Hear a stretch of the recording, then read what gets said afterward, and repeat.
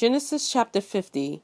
And Joseph fell on his father's face, and he wept over him and kissed him.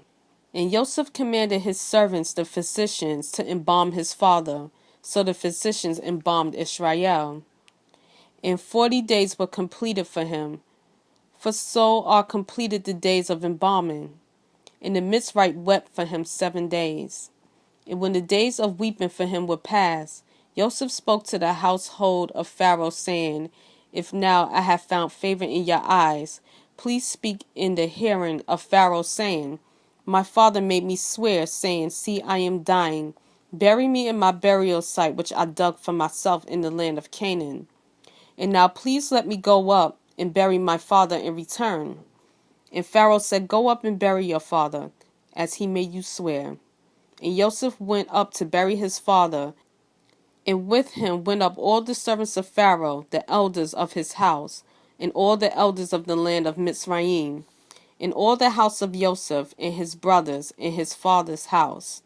Only their little ones, and their flocks, and their herds they left in the land of Goshen.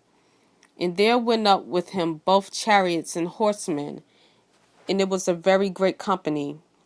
And they came to the threshing floor of Atad, which is beyond the Jordan, and they lamented there with a great and very heavy lamentation. And he performed 7 days of mourning for his father. And when the inhabitants of the land of the Canaanites saw the mourning at the threshing floor of Atad, they said, Is this a grievous mourning for the Mitzrites?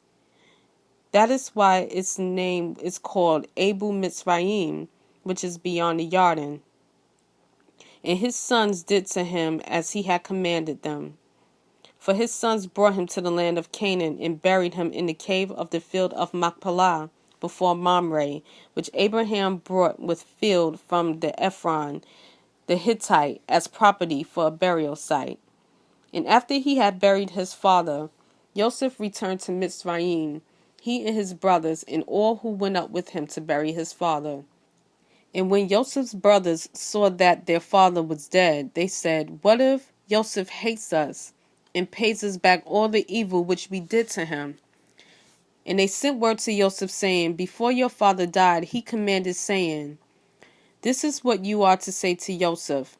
I beg you, please forgive the transgression of your brothers and their sin, for they did evil to you. And now please forgive the transgression of the servants of Yah, your father. And Joseph wept when they spoke to him.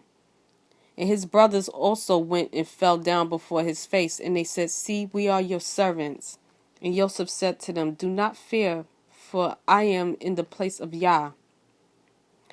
And you intended evil against me, but Yah intended it for good, in order to do as it is this day, to keep a great many people alive.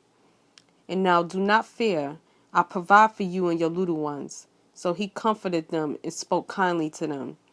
And Joseph dwelt in Mitzrayim, he and his father's household. And Joseph lived 110 years. And Joseph saw Ephraim's children to the 3rd generation, the children of Machir, son of Manasseh, who were also born on Joseph's knees.